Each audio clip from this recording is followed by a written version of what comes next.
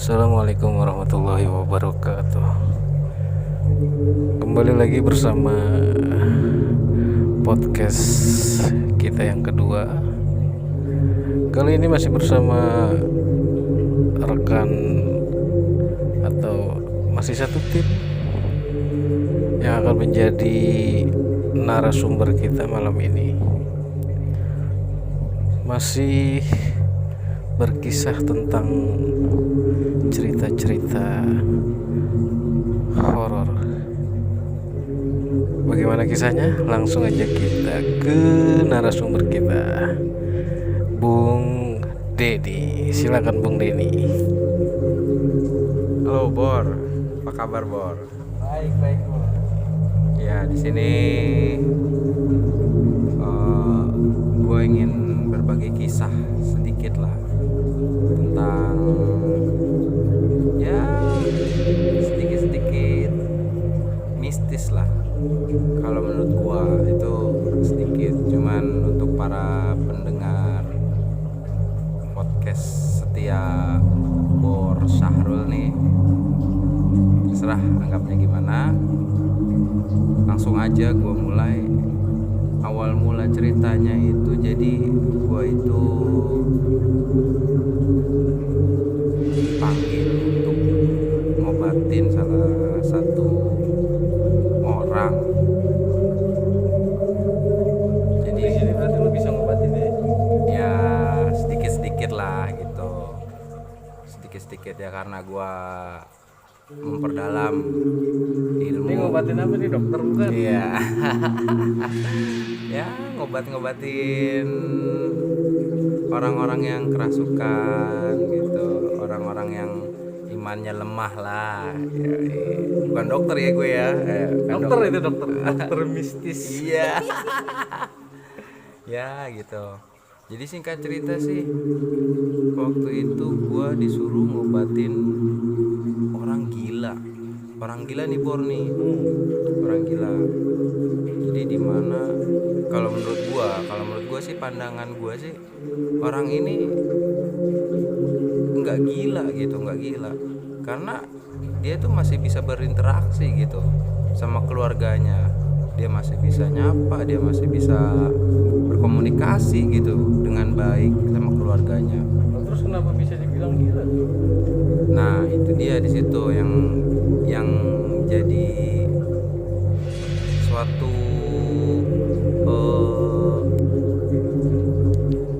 suatu apa ya namanya, suatu keunikan gitu ya buat gua ya, suatu keunikan buat gua gitu. Gua disuruh nyembuhin orang yang masih bisa berkomunikasi sama keluarganya, tapi keluarganya itu nganggap dia tuh gila gitu, kan aneh gitu. Buat gua unik gitu Bor. Jadi langsung dimana pas gua cek orang itu ya, gila Bor, asli itu. Gua masuk ke kamarnya ya kan, itu disambut lah yang namanya jin, demit, apa segala macam, nyambut itu. Di dalam kamar tuh ya? Itu baru di dalam kamar. Yang lu lihat sosoknya seperti apa tuh? Aduh, susah diekspektasikan Bor, itu serem lah pokoknya, serem. Kalau lu tahu, pernah lihat film-film horor gitu, film horor yang lu lihat gitu ya, seserem-seremnya film horor yang lu lihat deh, ya seperti itulah penampakannya gitu. Jadi emang bener wujudnya seperti yang di film-film ya? iya betul gitu. Jadi taringnya panjang, kukunya panjang, rambutnya acak-acakan, matanya nyala merah gitu ya kan. Dia nyambut gua gitu, nyambut dengan ketidaksenangannya dia karena gua hadir di situ ya kan. Dari situlah gua mulai beraksi gitu. Di situ gua coba sapa baik-baik, gua coba salam baik-baik ya kan. Gua coba bersihin dulu yang ada di dalam kamarnya itu. Maksudnya makhluk-makhluk ini ya? Ya, gue coba bersihin dulu yang ada di dalam kamarnya itu, dan udah beres gitu. Nah sekarang langsung ke subjeknya nih, langsung ke si orang gila itu gitu ya kan. Setelah gua deteksi ya kan, bukan main Bor, lebih ganas apa yang tadi gua lihat di Berarti di dalam tubuhnya dia ada lagi nih. bukan main. Itu bisa dibilang yang tadi gua lihat 1, 2, 3 gitu. Setelah gua deteksi orangnya langsung, itu mungkin belasan kali yang ada di dalamnya itu. Tuh Bor. Kenapa dia bisa sampai ada wujud, bisa dibilang dalam tubuhnya apa dia belajar kebatinan. Nah, gue coba kulik-kulik ya kan sama orang tuanya. Ini kenapa bisa kayak gini gitu. Kalau info dari orang tuanya sih dulu dia tuh ingin bisa nyembuhin orang gitu. Ingin bisa nyembuhin orang, dia belajar sama orang gitu. Dan orang yang ngasih gitu, yang ngasih amalannya itu hilang gitu aja gitu. Jadi nggak tanggung jawab. Itu sih kalau info dari orang tuanya. Dan akhirnya Malah berguru ya. bisa dibilang kayak gitu sih Bor. Dan akhirnya ya si Ahmad lah, orang itu namanya Ahmad gitu. Orang yang pengen gue obatin itu namanya Ahmad gitu. Si Ahmad itu akhirnya coba amalan-amalan itu sampai bertahun-tahun. Akhirnya kalau menurut gue nggak kesampaian kali ya, itu kali ya bahasanya Bor ya. Nggak kesampaian itu amalannya. Akhirnya agak sedikit oleng otaknya, yang mengakibatkan dia itu gila. Sorry nih, gua lagi agak nggak enak body nih. Oke. Kita tetap social distancing di sini. Yo, itu harus kita jalani protokol dari pemerintah itu. Ya, kita juga cukup jauh di sini ya. Oke, lanjut. Akhirnya itu orang gue pegang ya kan, gue cobain ruqyah sedikit, apa yang gue bisa gitu ruqyah.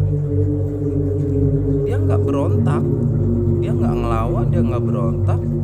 Tapi yang gue perhatiin, dia malah ngikutin gitu, dia malah ngikutin apa yang gue baca gitu.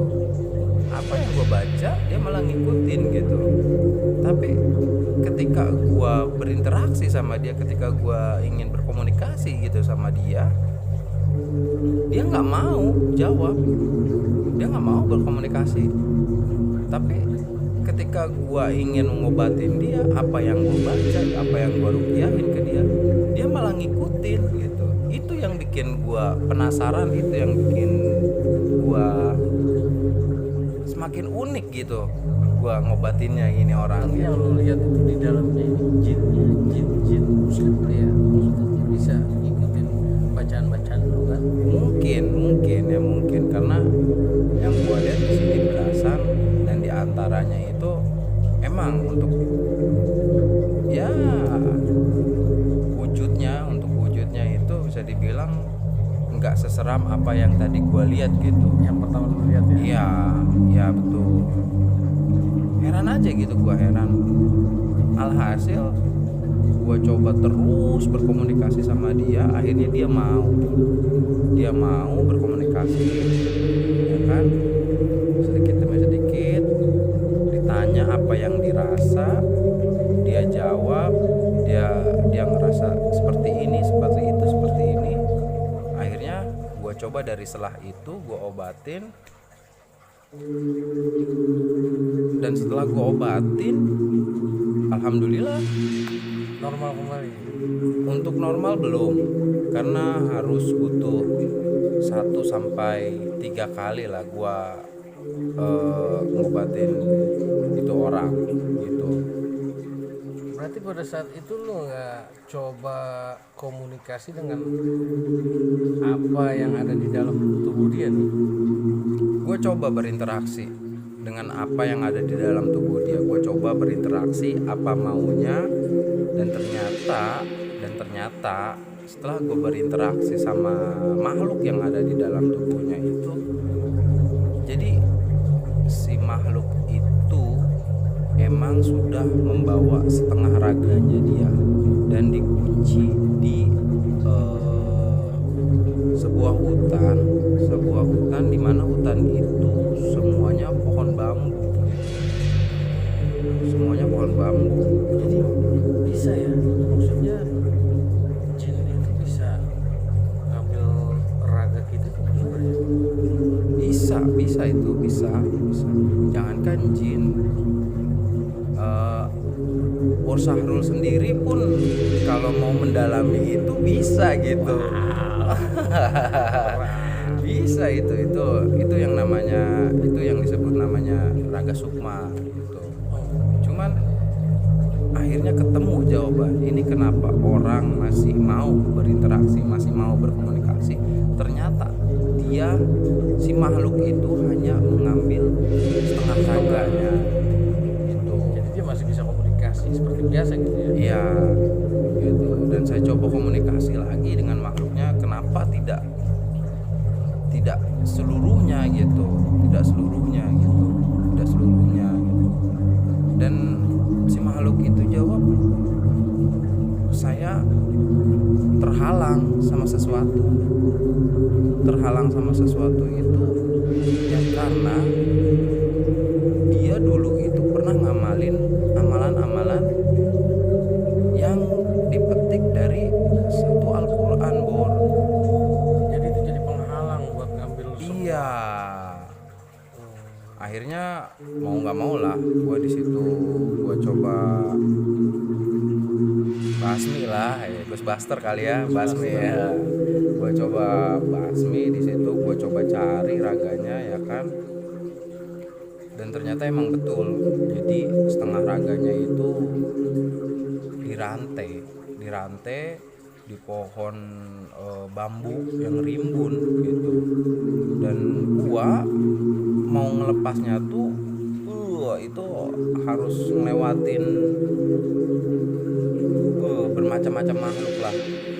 berarti ada yang jaga tuh ya? Bukan main yang jaganya, itu penjaganya itu tinggi gede ya kan, udah matanya merah bertaring gitu, kuku pada panjang, rambut itu dari atas kepala itu sampai ujung kaki itu serem. Untungnya di sini gua nggak sendiri gitu, gua bertiga sama kawan gua, dimana kawan gua juga salah satunya pernah collab sama Bro Syahrul itu. Mungkin Bro Syahrul kenal sama Azmi. Oh iya. The first itu. Nah itu mungkin podcastnya pertama Bro Syahrul gitu sama Azmi, dan itu ternyata kawan gua. Lanjut cerita, ya gue bertiga sama kawan gue coba hadang, gue coba ambil raganya, dan tetap nggak tembus. Akhirnya gue coba berpikir, gue coba ngeruqyah ulang itu si Ahmad.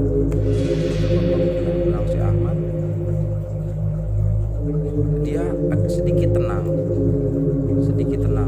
nggak seperti biasanya. Dia seperti biasanya, kalau kata orang tuanya dia biasa ngamuk lah atau gimana, dan ya tingkah lakunya layaknya orang gila gitu. Tapi setelah saya coba obati, alhamdulillah sedikit tenang. Walaupun dia punya apa tadi yang Ya walaupun dia masih diambil, iya walaupun ambil ya. ya walaupun setengah raganya itu masih belum bisa gua ambil sama kawan gua. Kemungkinan insya Allah untuk yang ketiga kalinya insya Allah itu gua bisa ambil setengah raganya dia, dan insya Allah juga si Ahmad ini bisa kembali normal sih. Oke bro podcast yang saat ini masih mendengar kisah dari friend gua Denny. Jadi ini perjalanan bisa dibilang spiritual yang cukup dalam untuk kita pahamin. Tapi bro sekalian bisa mengambil kesimpulan bahwa ternyata di alam lain mereka itu yang jahat dalam tanda kutip juga bisa bikin atau mencelakai kita dengan cara menyandra raga kita, dan itu real, kisah nyata yang tadi sudah disampaikan sama friend kita Denny. Dan itu dikembalikan kembali kepada bro sekalian yang dengar podcast ini. Dan terima kasih, kita akan kembali dengan cerita-cerita yang menyeramkan kembali. Assalamualaikum warahmatullahi wabarakatuh. Thank you.